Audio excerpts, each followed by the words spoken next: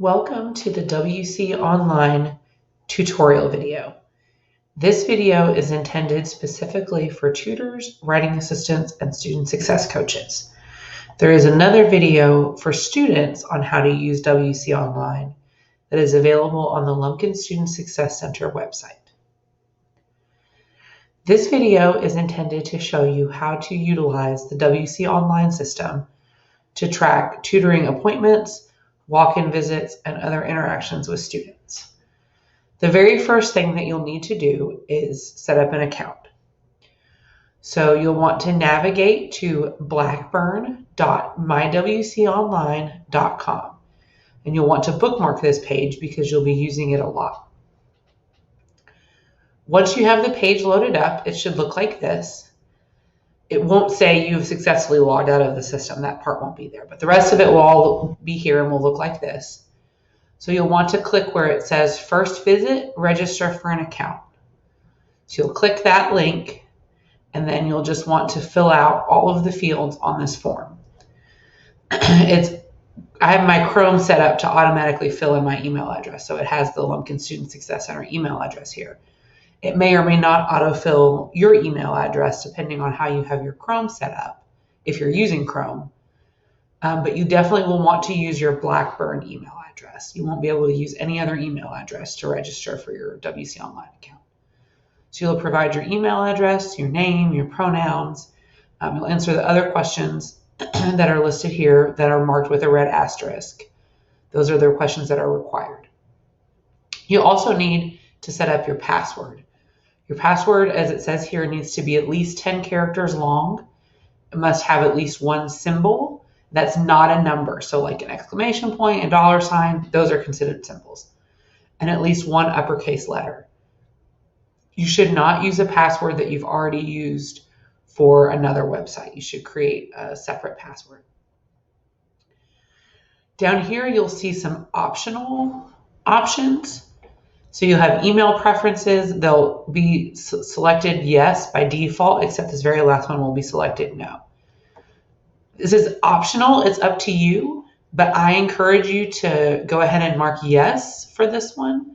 What this means is that whenever you get an email confirming that you've scheduled an appointment, it'll also include a link to where you can add the appointment to your calendar, to your Google Calendar or your Apple Calendar or whatever other calendar service you use. Another thing too that I want to mention, and I actually should have brought this up before, is you'll often see throughout the WCOnline website this little blue bubble with a question mark.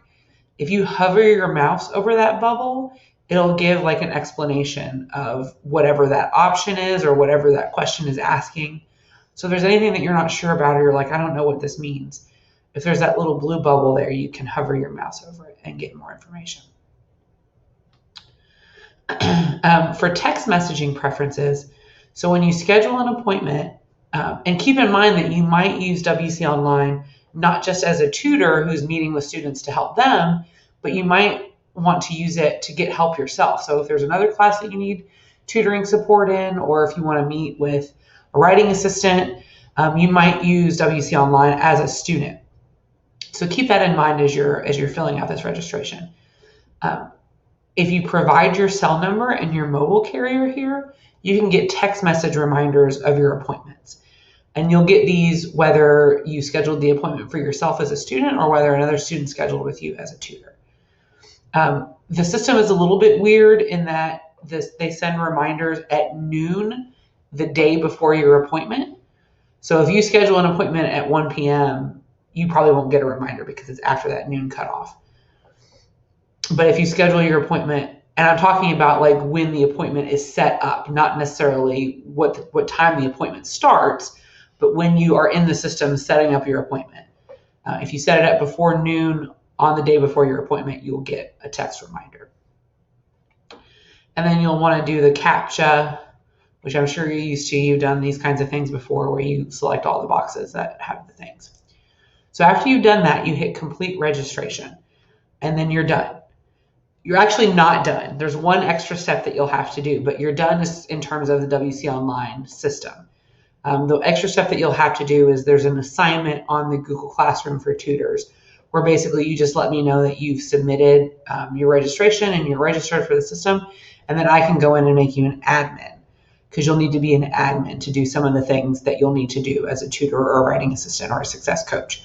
But I have to make you an admin after you've registered. So I have to know that you've registered in order to go in and make you an admin. So if you hit complete registration, your registration is complete. But as a student, not as an admin yet. I have to go in and manually give you that role. So I'm going to go ahead and hit cancel because I'm already registered. So because I have my Chrome set to where it remembers me, whenever I go to this website, it automatically auto-populates my email address and password. Chrome may or may not do this for you depending on how you have it set up. But once you have your account registered, you can enter in your Blackburn email address and the password that you selected and log in. Now you'll see here that it says available schedules. So we have a schedule for each of the resources that is going to be offered through WCOnline. So we have subject tutoring, we have holistic success coaching, and we have the writer's block. So if you're a tutor, generally you're going to go to subject tutoring. If you're a student success coach, you're generally going to go to holistic success coaching. If you're a writing assistant, you're generally going to go to the writer's block. If you don't select one of these, it will automatically take you to the subject tutoring page, but you can change it once you're in. I'll show you how to do that. So my password and my email address are already entered, so I'm going to go ahead and hit login. So this is what the schedule page looks like. And you'll see here up at the top where it says subject tutoring, and there's this drop down arrow. So I can click that and go to the holistic success coaching page. I can go to the writer's block page, which currently doesn't have anyone there, but there will be by the time the semester starts. So we'll go back to subject tutoring. You can also use these arrows to navigate. So like if you don't want an appointment this week, but you want one next week, you can use the arrows to navigate to the next week. As you can see, this is just me kind of messing around with the system, getting it set up in order to do demos. Obviously, the names of our actual tutors will be here once the semester starts and we have those schedules pulled together. So let's say for a moment that you're not a tutor or a writing assistant. You're just a student. You just want to schedule an appointment for a tutor. So how would you do that? Once you have your account set up and you log in and you see this screen, it's really, really simple. So all you have to do is find the tutor that you want to meet with and find a white box on their schedule. And that means that the time is open. For subject tutoring, you also can sort by the subject that you're interested in. So let's say that you really need help in chemistry.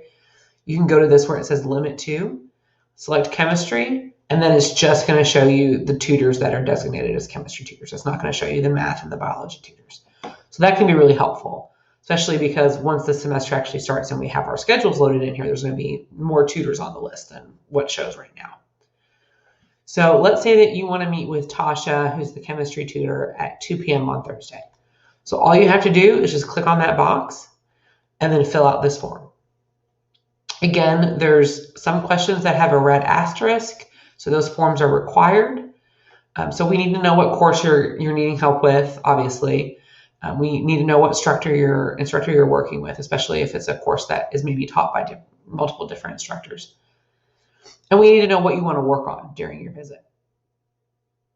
So if this changes, if you schedule an appointment and then you realize actually what I really need help on is this other thing, you can actually go back in and edit this later, or you can just get to your tutoring appointment and say, actually, I changed my mind. I want to work on something else.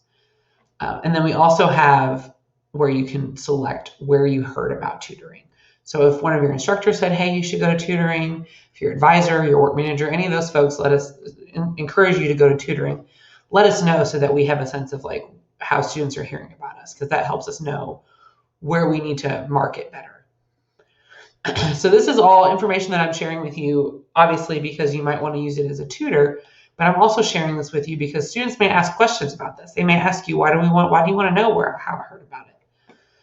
And you might also, need to help students set up an appointment if they've never done it before. So I'm just sharing all this with you so that you have that information.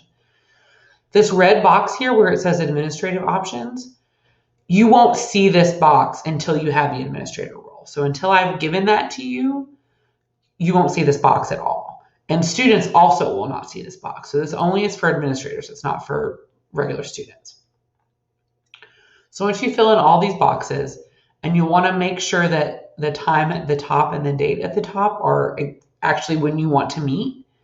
The system defaults to 30 minutes, but you can schedule an appointment for an hour if you would like.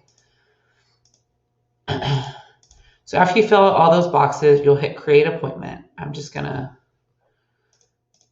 show you what happens after you submit it. So hit create appointment. So now you get this view existing appointment box. So this tells you like when your appointment is, what time it is, who you're meeting with.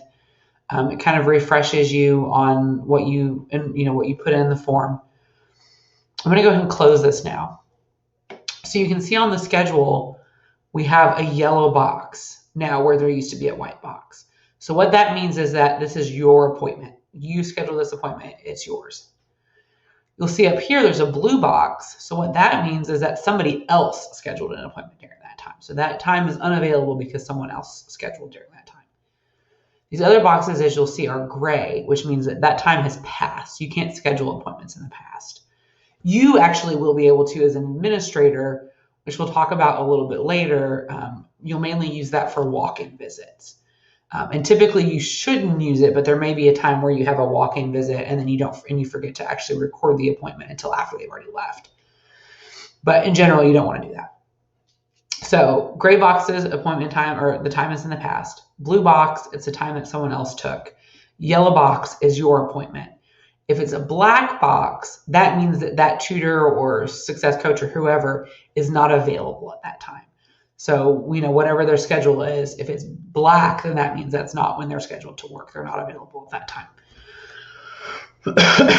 Now, let's say that you scheduled this appointment at 2 o'clock and then you thought, I really don't want to meet at 2 o'clock. I'd really rather meet at 4 o'clock. So you can go and you can click on that box. It's going to open that same view existing appointment window. If you hit edit appointment, then you can go in and you can change anything. So you can change the time, you can change the information that you put. One thing that you cannot change on edit existing appointments is you cannot change the date. In order to change the date, so if you decide I don't want to meet on Thursday, I want to meet on Friday, you'll have to cancel the appointment and schedule a new one. So I've gone in, I've edited that appointment. So now I'm meeting from 4 to 4:30 instead of at 2. So then I hit save changes, close the window, and it's moved to 4. If I wanted to cancel it because I wanted to meet on Friday, or I just decided that I didn't want to have the meeting, again, I would click on the yellow box and then hit cancel appointment and then say, yes, I do want to cancel it. And then it's canceled, it's done. So that's the basic, setting up your account and scheduling an appointment. In a moment, we'll get into some more admin-y type things that you will be doing as a tutor or as a writing assistant or whatever that you wouldn't do if you were just a student. So one thing that you can do as an admin is you can actually create an account for another person. So if a student comes to meet with you as a walk-in, so they haven't scheduled an appointment, they don't have a WCOnline account, we still need to keep track of their visit. We still need to know that they came and met with you for tutoring. So in order to do that, you can either have them set up their own account, which might be the easiest thing to do, especially if they have a cell phone or a laptop with them. But if they don't have a cell phone or a laptop with them, you can actually set up an account for them. So the way to do that is you'll see these little icons here at the top. And again, until you have admin privileges, you'll see the help, but you won't see these other little symbols. So in order to create an account for someone, you'll click on the one that kind of looks like a person's head where it says create a new client account. So you'll click that. And this is basically exactly the same form that you filled out when you registered. So again, you'll have the email address and it auto-populated again, but you'll have the spot for the student's email address. And again, you'll want to use their Blackburn email. You'll notice that some things, instead of having red asterisks, actually have red plus signs. So what that means on this form is that that's a required question if someone is filling out their own form, but the system basically assumes that you're not necessarily going to know that information about someone that you're filling out the registration form for them. So it's like encouraged but not required. However, there shouldn't be a situation at Blackburn anyway where you would ever be creating an account for someone who's not like sitting in front of you for a tutoring appointment. So we would very strongly prefer that you still complete those questions with the red plus sign and just ask the student, what's your major, who's your advisor, whatever. If for whatever reason the student doesn't want to tell you or isn't comfortable sharing that information with you, you can leave it blank, but please encourage the student to go back in and fill that information out later because it's really important for our records. So basically you're going to fill all these out just as you would for yourself, but you're going to ask the student, for their information. And then this is where down here where it gets a little bit weird. So it auto-filled my password. So normally this will be blank. So just as when you're registering for yourself, you have to create a password. Well, we don't want you as a tutor to know what a student's password is. Because even though we tell people to use separate passwords for every site, of course, people do have a tendency to repeat passwords. So if they use a password that they also use for their bank or their email or any of those things, we don't want people outside of the person who is using the account to know what the password is. So the way that the WC system works around that is it will randomly generate a password that you can copy and paste into the box. So whenever you're setting up an account for a student, you'll want to copy and paste this randomly generated password. And then this is super important. You have to click this notify client box. And the reason for that is if you click that box, they'll get an email that says you haven't, account has been registered for you. Here is your password. And it'll give them this randomly generated password that you've entered in for them. And then they can go in and enter or go in and update the password if they choose to. So then this way, it's pretty unlikely that you're going to remember all these numbers and all these letters. So it gives them the password, but you're not necessarily going to know it. So then you'll hit create account just like you would for yourself, and the account's created. So that part is done. I'm going to hit cancel. So now if you have created an account for the student who's come in as a walk-in. So they've got their account set up. So now you need to set up their appointment. So just like you can set up an account for someone, you can actually set up an appointment for someone as well. So what you want to do, again, it's just like setting up an appointment for yourself. So you'll click on a time, that's a white box. And then up here at the top, you'll see where it says client. And again, you'll only see this if you have admin privileges. If you don't have admin privileges, it'll just say your name. It won't be a box that you can edit. So it automatically has you filled in because it assumes that you're probably scheduling an appointment for yourself. But if you're scheduling it for another student who's come in as a walk-in, you can actually click in this box and start typing their name. So I actually have two accounts with WCOnline. So I have an account for me personally as a super admin essentially. And then I have the Lumpkin Student Success account as a demo regular admin account. So since I have two accounts, I'm going to set up an appointment for the other version of myself, which is my personal account. So I started typing in my name, and so it automatically, right now, there's only like a handful of accounts in here. Once we, deploy this and students start using it, there'll be a lot more accounts. So if there's multiple people on campus named Shannon, you might have to enter a little bit more than just my first name in order to find me. But for right now, I'm the only Shannon, so I pop up. So just select me, and everything else is just the same. So you make sure the time is right, make sure the date is right, and go ahead and ask the student, what course is this for? What's the instructor? What do you want to work on, etc. Create appointment. Now, the other things that you want to know is that, so again, I mentioned earlier this red box. So obviously you won't see this until you're an admin. The only thing that you will want to do for a walk-in appointment is click this little walk-in box. So this marks it in the system that this appointment was a walk-in appointment as opposed to one that was scheduled. So this is helpful for us to know like how many students are actually scheduling appointments in advance versus how many students are just doing walk-ins. And it can sort of change how we might have the site set up in the future if most of our students are coming in as walk-ins. So just hit create appointment. Now, if ever a student schedules an appointment with you and they don't show up, you can mark it as missed, but we'll talk about that in just a second. So I'm just going to do some test entries here and then hit create appointment. I don't know. So now the appointment is showing up, and you'll notice as well that I am not Tasha Tutor. I'm logged in as Lumpkin. So I currently just set up an appointment for Tasha Tutor, but normally you're not going to do this. Like you're only going to be setting up appointments for yourself. So if a student is coming to meet with you, you shouldn't be scheduling them to meet with some other tutor. You should only be scheduling them to meet with you. So I set it up as for Tasha Tutor, just because that's the schedule that I have pulled up right now. But under normal circumstances, you would only be setting it up for your own account or your own schedule.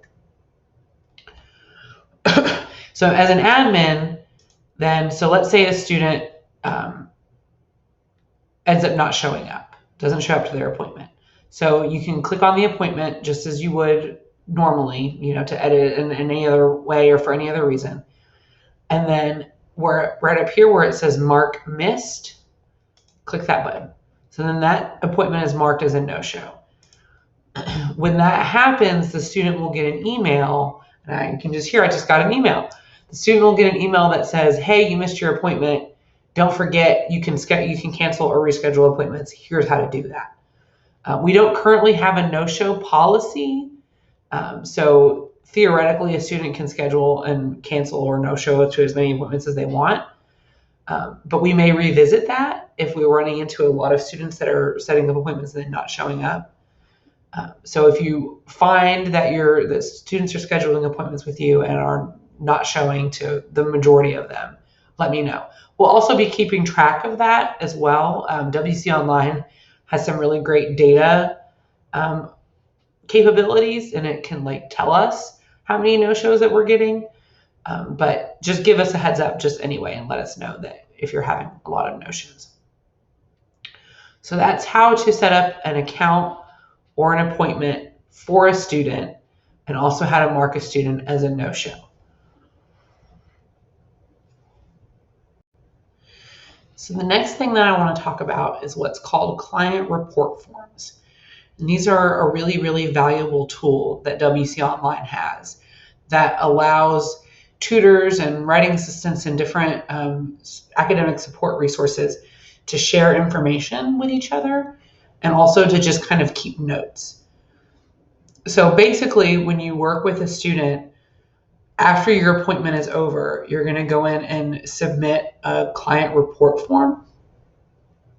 You also can look at other client report forms that other tutors or other folks that the student may have met with will have uploaded for them.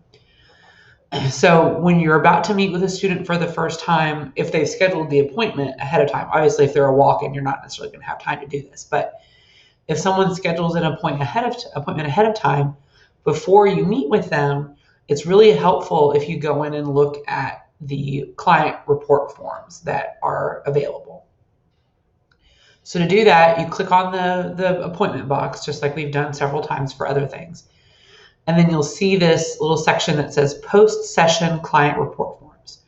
So there's the add new and the view existing link. So if it's before an appointment, you're going to click on view existing, and it will allow you to see any reports that were submitted for this student, which are called clients in the system. But for this student, that was submitted by another tutor or another writing assistant or whoever. So if a student works with more than one tutor, especially for classes or subject areas where we have multiple tutors, so like a student might work with one chemistry tutor one day and then work with a different chemistry tutor a different day just because of when they're available or, various things. So this allows you to kind of see like, what did the student need help with? What kind of things did you work on? So you can go in, so it automatically is going to pull up the most recent one, and you can use this drop down box to load any others that might exist. So you just select which one. The one that's currently up, or like the one that's currently visible, won't show up on this list because it's already being viewed. So just click whatever one you want to look at and look at view form. Now you can see there's not really any actual information here because these are just test cases, but I'll show you what the actual form looks like. So after you meet with a student, and you need to do this for every single appointment that you have with every single student, it's really, really important. This information sharing is one of the best parts of WCOnline. And it also just kind of helps us to gauge, like, are we really helping students? Which I'm sure we are, but it helps us to see, like, a student came for help with this thing and we made progress, or a student came help with this thing and we didn't make progress. So you'll go to add new, and then it's just going to pull up the form. Most things are going to be auto-filled. So like if the appointment was scheduled for 30 minutes, it's going to auto-fill 30 minutes. But if you actually only met with a student for 10 minutes, go ahead and change that. We want to have an accurate record of how long you actually met with the student. It should autofill your name. There's not any reason why it should be anyone else. Theoretically, you could click this box and select any of the other resources or schedules that are in the system, but there's no reason why you should ever do this. You should only ever be submitting client report forms for students that you actually meet with. So here you'll put, what did the student need help with? So if it was, if they came for chemistry and they needed help with Lewis structures, or if they came with, needing help with, I don't know, I'm not a chemistry person, and whatever it was that they needed help with, go ahead and put that there. There's a 150 character limit for this box. So if for some reason that's not enough and like they needed to help with a ton of different things, you can put more information in the comments box down below. If a student talks to you about any non-academic concerns, so if they complain about their roommate or they complain that they're homesick or any of those things, if it's a non-urgent thing, so just something that we might want to be aware of. So like, say for example, if a student is meeting with you as a tutor, but they're also meeting with me as a success coach, they might not necessarily tell me that they're feeling homesick, but they may tell you because you're a peer and they feel more comfortable with you. So this will allow me to see, oh, okay, the student is feeling homesick. And so then I can ask that student, so, hey, how are things going? Or, are you missing home? Have you had an opportunity to get home and visit? So that's really helpful context and information for me that the student might not necessarily share up front. So that's really, really helpful. So that's why we want you to share any non-academic concerns that come up. But it's really important that if a student seems like they're in crisis and like things are going really bad and they really need help, it's not just like this is good information to know for other people that work with the student, but like the student like needs help immediately. Then what you need to do in that case is submit an EAST referral at blackburn.edu/EAST. And so that link is right there. But if it's just sort of a general kind of low level, you might want to be aware of this, go ahead and put it in that box. And then rate your agreement to whether or not you were able to make progress on whatever the student needed help with.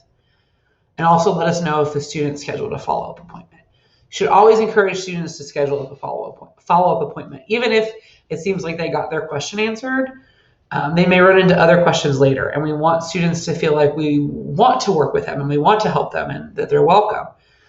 So don't push a student if they're like, no, I don't think I need it.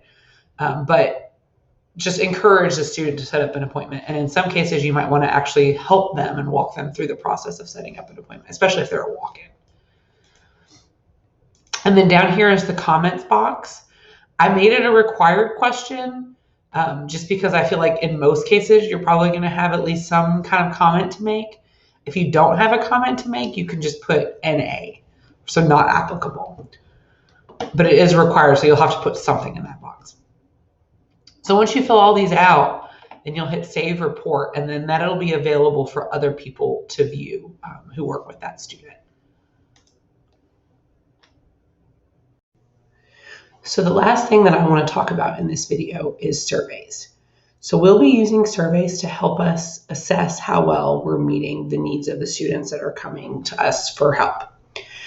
So anytime a student meets with any of our resources, so whether that's subject tutoring, holistic success coaching, or the writer's block, the next day after their appointment, they will get a survey that will say, thank you for utilizing one of our academic support resources. We'd like to know about how your session went. Please fill out our anonymous feedback form.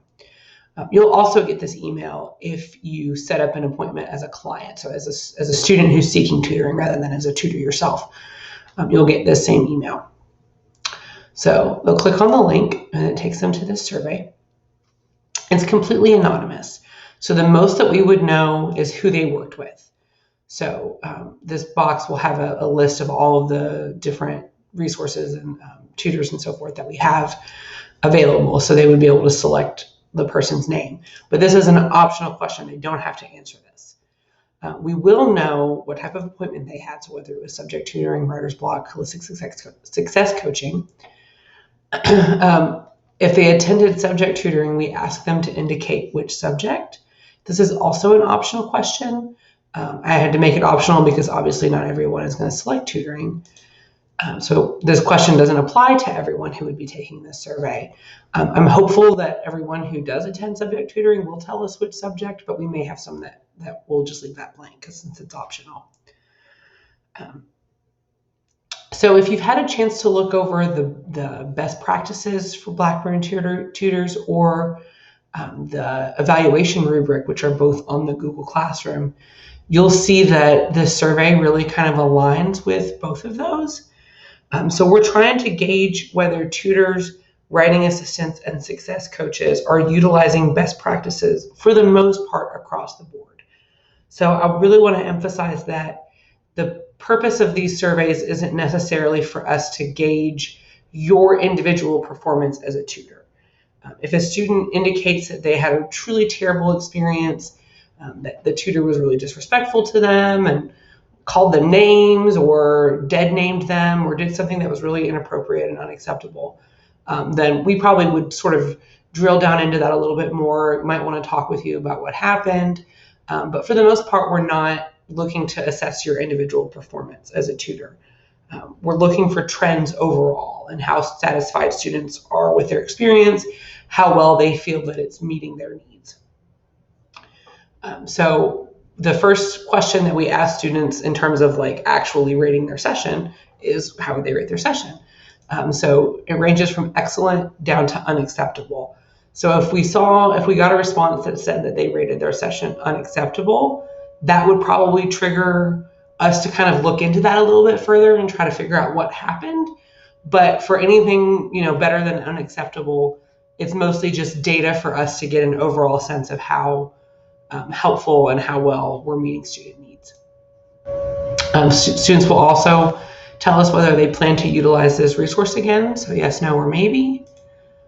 And then the rest of the questions basically ask students how strongly they agree with whatever the statement is. So the first one is, I would recommend this resource to other students. We're hoping that students will recommend tutoring or success coaching or what have you to other students and kind of generate some word of mouth marketing that way.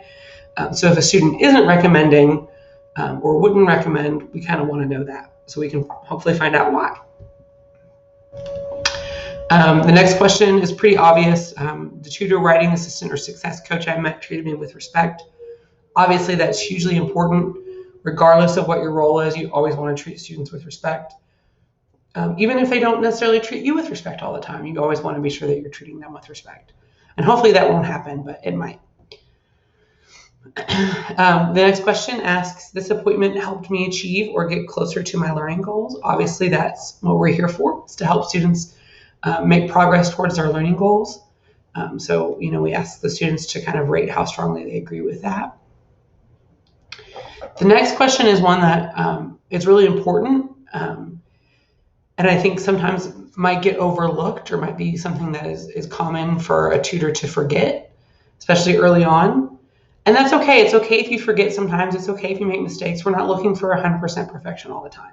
That's why I said we're looking for kind of an overall sense of how things are going, not your individual performance as a tutor. But the next question asks, did the tutor, writing assistant, or success coach ask me what I wanted to work on rather than telling me what to work on? So this is really important.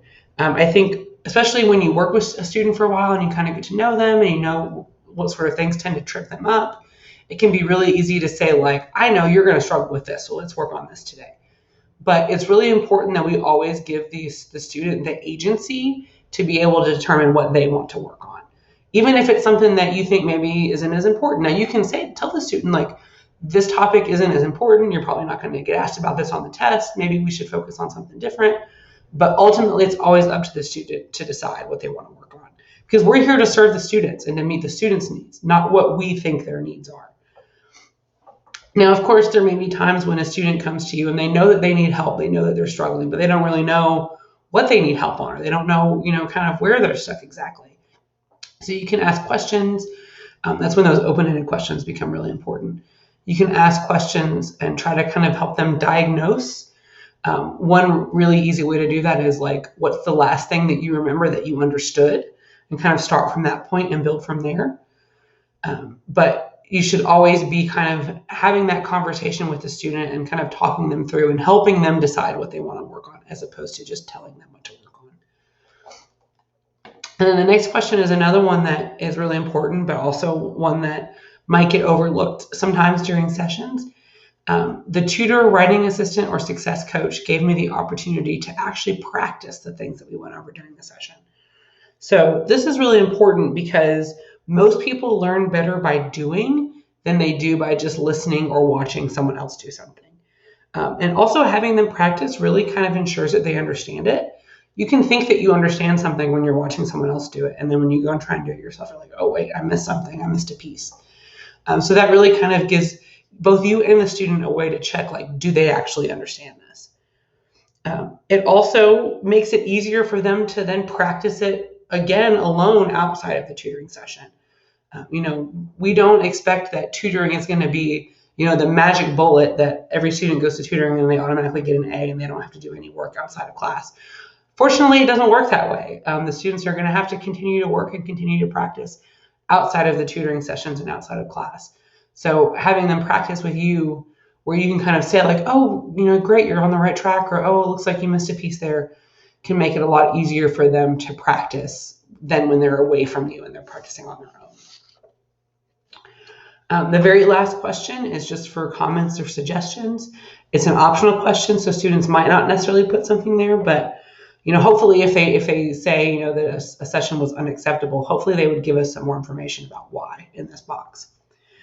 So overall, this whole survey is going to do really a lot for us. It's going to help us to determine if we have any areas where we need some additional training. If there's areas that, like, a lot of tutors are missing something, or a lot of tutors are, we're seeing the same kind of issues pop up over and over again. So periodically throughout the semester, we're going to take a look at these survey responses, us in the Student Success Center, and look for any unacceptable ratings and kind of drill into those a little bit further, and then document the overall trends that we're seeing, determine if we're seeing ways that we can improve our training practices or maybe offer some additional professional development. Or in some cases, it may even be we may need to sort of change or look at the messages that we're sending to students about what they can expect from tutoring. We might have a student who rates a tutoring session unacceptable, and it turns out that the reason that it was unacceptable for them was because they wanted the tutor to give them the answers to their homework. And the tutor was like, no, I'm not going to do that. So that's an issue with the student expectations of tutoring, not necessarily with the tutor themselves. And in fact, as long as the tutor was respectful when they told the student no, the tutor actually did the right thing in that situation. So the surveys will be really helpful to help us gauge, like, are there challenges or issues with tutoring and with training, or are there challenges and issues with student expectations, or is there a little bit of both, and kind of figure out how to address those issues. So whenever you meet with students, be sure to mention to them that they'll receive a survey and encourage them to respond. It should only take a minute or two, and it would be very helpful for us and gives us a lot of information about how well tutoring is supporting them and meeting their needs, because ultimately that's why we're here, is to help students. So that's really it. That covers the vast majority of the things that you would ever need to do in WCOnline. If you have any questions, or if you run into challenges or something isn't working the way you think it's supposed to, please let me know. You can always email me. My email is Shannon, SHANNON, .Stanley, STANLEY, @blackburn.edu. I'm always available to answer questions. You can also swing by my office. I'm in Lumpkin 108, right behind the circulation desk. I'm usually available. My door's usually open. If it's closed, I'm probably meeting with a student or working on something where I need to super focus. But you can always shoot me an email or wait a second and I'll probably be available. But I'm always here if you have questions, if you need help, if you need somebody to just kind of walk you through the system again. Thanks for watching the video. I hope you found it helpful.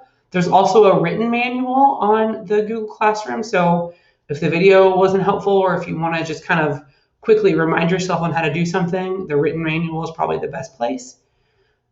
But as always, let me know if you have questions. Thank you.